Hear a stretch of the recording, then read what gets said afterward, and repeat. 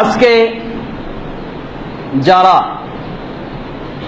তাদের আমল আকীদায় কতগুলো বিষয় পালন করেন, তাদেরকেও সেই বিভ্রান্ত ব্যক্তিদের সাথে সম্পৃক্ত করতে চেষ্টা করা হচ্ছে, অপচেষ্টা চলছে। তা কি?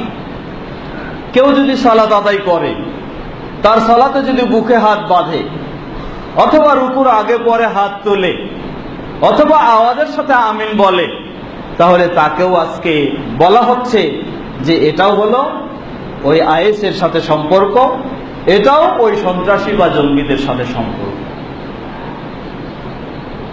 আশ্চর্যের বিষয়, আপনি কি একটু ভেবেছেন এই কথা বলার আগে কিভাবে আপনার মুখ থেকে এই কথা বের হতে পারে? বর্তমান যুগ হচ্ছে মিডিয়ার যুগ। মিডিয়ার মাধ্যমে একটি বিষয় খুব দ্রুত গোটা বিশ্বে ছড়িয়ে দেওয়া যায়। গোটা বিশ্বের মুসলিমদের প্রাণ কেন্দ্র হচ্ছে, মূল কেন্দ্র হচ্ছে সেই মক্কা মদিনা। মক্কা মদিনার ইমাম কিভাবে সালাত আদায় করছেন, মিডিয়ার মাধ্যমে গোটা বিশ্বে আজকে ছড়িয়ে যাচ্ছে।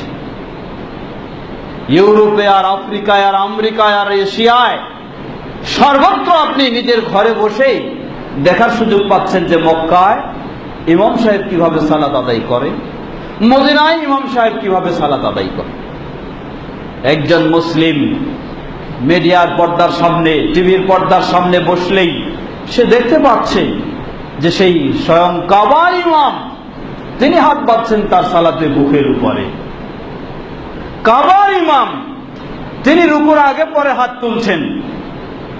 কাবার ইমাম যেভাবে আওয়াজের সাথে আমিন বলেন, তার পিছনে মুসল্লিরা যেভাবে আমিন বলে, গোটা বিশ্বের অলিতে গলিতে মিডিয়ার মাধ্যমে সেই আমিনের আওয়াজটাও ছড়ে যাচ্ছে।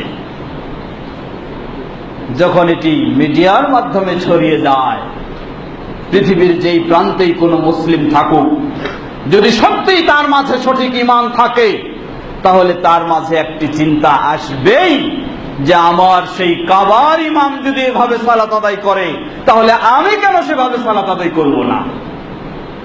এ চিন্তা প্রতিটি মুসলিমের মাঝে আসবেই, এটাই স্বাভাবিক।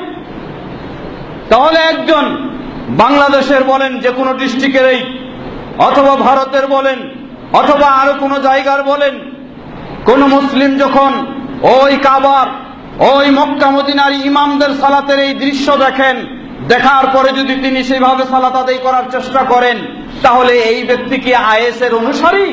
এই ব্যক্তি কি কোনো জঙ্গির অনুসারী? এই ব্যক্তি কি কোনো সন্ত্রাসের অনুসারী? না এই ব্যক্তি মক্কা মদিনার ইমামের অনুসারী? একটু ভাবতে হবে আপনাকে, কোন বিষয়টা কোন বিষয়ের সাথে আপনি জড়িয়ে দিতে চাচ্ছেন, লক্ষ্য উদ্দেশ্য আপনার কি? আমরা এই জন্য স্পষ্ট করে দিতে চাই, কোরআন সুন্নাহর আলোকে একজন মুসলিম সেই কাবার ইমামের সাথে তার সালাতকে যখন মিলাতে চায়, আপনার উচিত, আপনি যদি সত্যি মুসলিম হন, আপনার উচিত ওই ব্যক্তিকে স্বাগতম জানানো, তাকে ওয়েলকাম জানানো, যে পৃথিবীর অন্য কোনো ব্যক্তির অনুসরণ না করে মুসলমানদের মূল কেন্দ্র, প্রাণ, ইমানের প্রাণ কেন্দ্র যেটা, সেই কাবার ইমামের কোরআন সুন্নাহ অনুযায়ী, সহিহ হাদিস অনুযায়ী সেই আলোকে যে সালাত আদায় করবে, তাকে বাধা নয়, বরং আপনি মুসলিম হিসাবে আপনার দায়িত্ব হলো তাকে স্বাগতম জানানো, তাকে বিষয়টি আরো সহজ করে দেওয়া, তাকে উৎসাহ দেওয়া। তা না করে আপনি সেটাকে আইএস এর সাথে জড়িয়ে দিচ্ছেন, আপনি একজন সন্ত্রাসীর সাথে জড়িয়ে দিচ্ছেন। এটি কোনো বিবেকবানের, কোনো দায়িত্বশীলের কথা ও কাজ হতে পারে না। সুতরাং আমরা বলবো, বিশ্বের যেখানেই তার সালাতে যদি বুকে হাত বাঁধে, এটি আয়েশের আমল নয়, এ আমল হচ্ছে নবী মুহাম্মদ সাল্লাল্লাহু আলাইহি ওয়াসাল্লাম। কেউ যদি রুকুর আগে পরে হাত তোলে, এটি কোনো জঙ্গির আমল নয়, এ আমল হচ্ছে নবী মুহাম্মদ সাল্লাল্লাহু আলাইহি ওয়াসাল্লামের। কেউ যদি জোরে আমিন বলে, এটি কোনো গোষ্ঠীর আমল নয়, এ আমল হচ্ছে নবী মুহাম্মদ সাল্লাল্লাহু আলাইহি ওয়াসাল্লাম ও তার সাহাবায়ে কেরামদের। এ আমল হচ্ছে মক্কা ও মদিনা। এ আমল হবে সেই আলোকে একজন সত্যি আল্লাহ ভীরু খাঁটি মুসলিমের। যে ভ্রান্তিতে রয়েছে, ইসলামের নামে বহু গজা মিলে হাবুডুবু খাচ্ছে, তার মাঝে আমল নাও থাকতে পারে, এটাই স্বাভাবিক। কিন্তু যে ইসলামকে সঠিকভাবে মানার চেষ্টা করে, তার মাঝে এই আমল থাকবে, এটাই স্বাভাবিক। সুতরাং প্রশাসনকে আমরা বিষয়টি অনুরোধ জানাবো, বিষয়টিকে ভিন্নভাবে ভাবার কোন সুযোগ নেই। এবং আমরাও আলহামদুলিল্লাহ এক্ষেত্রে অবশ্যই সচেতন ও সোচ্চার। ইসলামের নামে কথিত এই সন্ত্রাসী ও জঙ্গি কর্মকাণ্ড কোনোদিন ইসলাম স্বীকার করেনি, কোনোদিন ইসলাম সামান্যতম সমর্থন দেয়নি। সালাফি মতাদর্শের অনুসারীরাও সেগুলিকে কখনো সমর্থন দেয় না, বরং এর প্রতিবাদ জানায়। আহলুল হাদিসরা এর প্রতিবাদ জানায়। এদেশে আহলুল হাদিসদের মূল সংগঠন বাংলাদেশ জমিয়ত আহলে হাদিসও এর চরমভাবে প্রতিবাদ জানায়। এবং এই ক্ষেত্রে সকল মুসলিমকে কোরআন ও সহিহ সুন্নাহর আলোকে সঠিকভাবে ইসলাম জেনে, ইসলামের সঠিক অবস্থাটা মেনে সেই অনুযায়ী পালন করার এই সকলকে আহ্বান জানায়। সম্মানিত মুসলিমবৃন্দ, সুতরাং